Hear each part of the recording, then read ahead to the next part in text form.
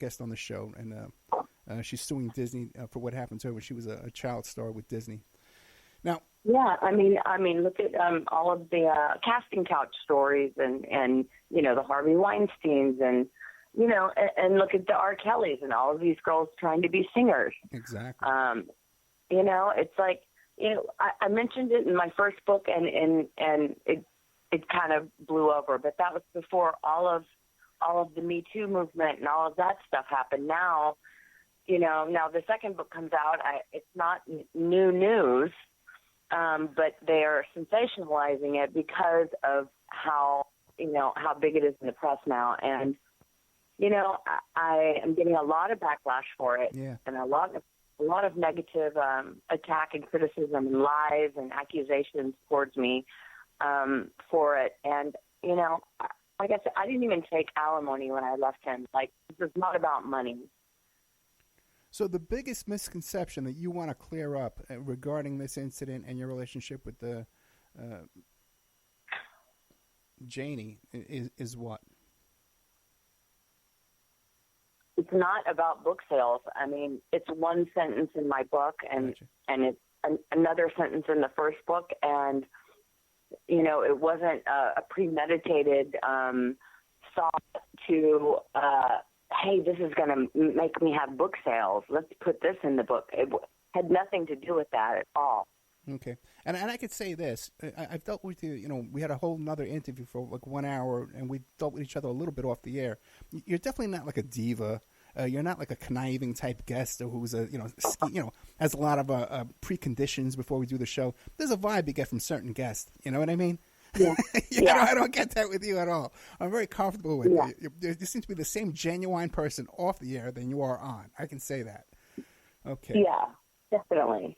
Now, with the people who assaulted Jani Lane, these are people we would know their names?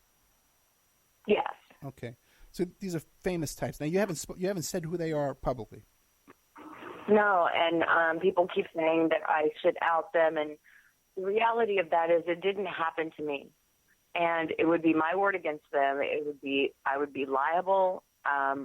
It would be a whole crap storm. I would be essentially putting my life on the line for a storyline that it didn't happen to me. So I don't feel that's a safe thing to do. If someone came forward and said, a very similar situation happened to me by so-and-so, right, and if it was the same person, I would gladly say that's the same person that did this. I would totally come forward if someone were to say that, but I'm not going to be the first person to go, it's these people, and because it's my word against who. You know what I mean? Have you spoken to a lawyer about this? No. Okay. I haven't. Okay. But I'm just going by what I would think makes sense. Gotcha. Okay. Now, a couple of things. Now, the people, the assaulter, right? It's one person or several? It's a couple. It's a few. Okay. Now, since you've come forward, have they contacted you and said, hey, we want you to keep your mouth shut? Anything like that? No. Have you confronted them? No. Okay. And do you have any doubt that Jani would have made this up or embellished, or maybe he was drunk or something and was out of his head when he told you this? He was drunk when he did tell me this. But, however, he was cringing, crying, right, and punching my car windows, telling me the story. And it broke my heart, and I'll never forget that day. And I know for a fact that he was not lying. Right. And did you discuss it again later on when he was sober? Or it was just at one time? No. It's not something I, went, hey, do you remember that one time when you told me? Like, no, but he told, his girlfriend at the time also. He has told other people who have corroborated my story, who are not happy that I said anything about it, but have come forth and corroborated the story, and an audio recording of him throwing it out there in a list of all the bad things that's ever happened to him in an audio release. Just essentially just saying, yeah, sue me. What are you going to do? You know, I've been married. I've been divorced. I've been raped. I've been, like, he throws it out in a sentence of all the bad things that happened to him in his life. And, you know, that wasn't in jest. And was this a recording that was broadcast over the air? Yeah, it was a radio interview. Someone sent it in after my thing came out, and someone said, I have an interview of him admitting that. Oh, really? And I said, oh, wow, I can't believe that. And so then they posted it, the audio of it. Now, the people who committed this crime against him, have they? Anybody else ever? Are there rumors about them or anything like that? Any other allegations or anything? I've heard over the years, like, kind of comments like, oh yeah, don't ever go to any of their parties, kind of thing, stuff like that. Nobody's ever said, oh yeah, that's happened to me, because I haven't gone around saying the story to people at parties or you know, amongst friends. You know, like I said, I didn't say it to make this entire book be about this topic or sensationalize this. I wasn't trying to, you know, embarrass him. And a lot of people are making it as though it should be embarrassing. And then I've gotten so many messages from actual victims, not from these people per se, but just victims of the same kind of thing, just pouring their hearts out to me and saying, thank you for having the courage to have the voice for him, because it's a prison that we live in with shame, that we can't speak up or that we can't say anything, because it's beyond humiliating, especially for men. And you know, in some respect, I feel like you've released a prison for him, and he's somehow feeling more peace because of it. And maybe another victim will come forward, and this guy will go down, or these people will go down, and then you would have helped him eventually all along, you know? Well, not only that, the thing about removing the stigma is in some states there's a statute of limitations. You know, you have like 7 years after you turn 18. Some states, you know, you have the rest of your life. And so many of these victims are so traumatized that they don't do anything about it until the statute of limitations passes on. So it is really important for people to reach out right away and call me. You know, I'll hook you right up with a lawyer right away. You know, a lot of these people suffer with the shame of the humiliation of the secret for so many years, trying to just avoid it ever happened. And this is why they drink themselves to death. This is why they medicate. This is why they have all of these problems. And I had someone reach out to me yesterday telling me their whole life story and how they're still fighting their alcohol and addictions because of the trauma that they felt, you know, well, what happened to them as a teenager. And I'm like, you know, of course I tell them I'm so sorry, but it gave that person the courage to contact me to talk about it. And I said, please get therapy. You know, it's only going to get worse. I mean, I'm no therapist, and I certainly don't know the right answers, but I feel like some people are still struggling with this secret, and just by me saying it is making them contact at least me to tell me their story, to be able to tell somebody, you know? And I feel like it's helping by helping anyone, by telling the story is doing good for someone. Well, not only that, too. Let me just throw this in there, too. I don't see any downside in talking about this, okay? And the people that are the abusers are now walking on eggshells. You know what I mean? They're worried, man, their name's going to come out, and they're going to be twice as careful of anybody else that they're messing with. So this is what I think. That's what I think. Yeah. And I don't know why, you know, I even have his family members saying I'm a liar, you know.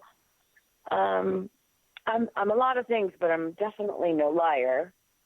And I'm definitely not doing anything to make money. I'm certainly not making money from doing this or, book sales or anything like that. But I am getting a lot of crap. I will tell you that. And I am helping a lot of people in the same respect. So it's been a lot for one person to deal with. I'll tell you that much. So the people that you said before, there's people that are not happy with you because they're questioning your motives? Yes. Okay. And they said I should just let him live, let him be in peace. And why would I have to bring that up so many years later? And why would I bring something like that up at all? Yeah. I don't know, man, because don't you think, in a way, if we could get justice for him, where he is now, it seems to me that he would want that. He doesn't have to deal with the daily, confrontations, answering questions himself. But in his passing, in his peace, he can receive justice. That's what I said. Yeah, that's what I thought. And he doesn't even have to feel the humiliation or any of it. Right. Like that's what my hope was, that another victim would come forward, and the courage, through the bravery of me saying it, and maybe it can come to fruition by just doing that. What about yourself? Because, you were in the fast lane. You must have been, my God, there must have been sharks all around you all the time. Yeah. I have such a, they would try, and I'm such a blatantly rude person in my response or reaction that, like, in my stand-up comedy, like, I'm very blunt, and I immediately they'd be like, oh, yeah, never mind. And plus, like, no. It was never, like, if it was presented to me, I'd be like, what are you going to do with that thing? Kind of thing. Right. And it was just humiliating, and they would be like, you need to leave. Plus, I never, it was never my dream to be a huge star actress. Like, I came out here to pursue a goal, but if at that cost, it wasn't worth it to me. Mm. Mm. So, I mean, nothing against the women that felt like they had to, and that was what they, had to do to accomplish whatever they needed to do, because that is this town. It just is. I didn't used to want to believe that, but at the end of the day, it is. Yeah.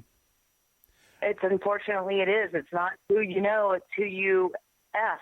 Yeah. Well, like your kids, would you recommend they go into this kind of lifestyle, this kind of a showbiz, No way. And if I had the opportunity to do it over again, I would not choose it. Mm. Really? So if you wait a second, you're trying to tell me, because you had a fun life. Come on, it was a lot of good times. Okay, Yeah, I did. I have a fun life, but let me tell you what, it's completely unfulfilling. Mm. And I essentially traded, the best parts of my child's life trying to pursue something that is not ever going to get me back what I lost. Okay, I know what you're saying, because you had young children at the time you were out there partying. Yeah. Yeah. I had my kid when I was older. My kid's she's going off to college right now. I'm 57. Yeah, so I had my kid when my partying days were way behind me, and I got to tell you, it's the most happiest, most important part of my life is raising my kid. And that's what I miss. And it's not worth it. It's the most rewarding thing you can have in life. I hate to rub it in, but it is. But you no, I know. I dote on my brother's little boy, and I'm sad that I missed that with my own child. You know. Well, how old are your kids now? My daughter's 27. She's 28 on the 17th. Okay, what about grandkids then? Oh, I would like to see her try and get rid of me when she has a child. It's so true. Yeah. All right, let's take a little commercial break here. Okay, we're with the beautiful Bobby Brown, one of the history's most beautiful women. You can watch the video Cherry Pie and you'll see it for yourself. She's written a book previously called Dirty Rocker Boys. It talks about her relationship with the Jani Lane from what's that thing, Warrant, and the Cherry Pie video. But she's hung out with, and known a lot of guys. Leonardo DiCaprio Kevin Costner, Mark McGrath, Dave Navarro, Sebastian Bach. Now, Sebastian Bach, he must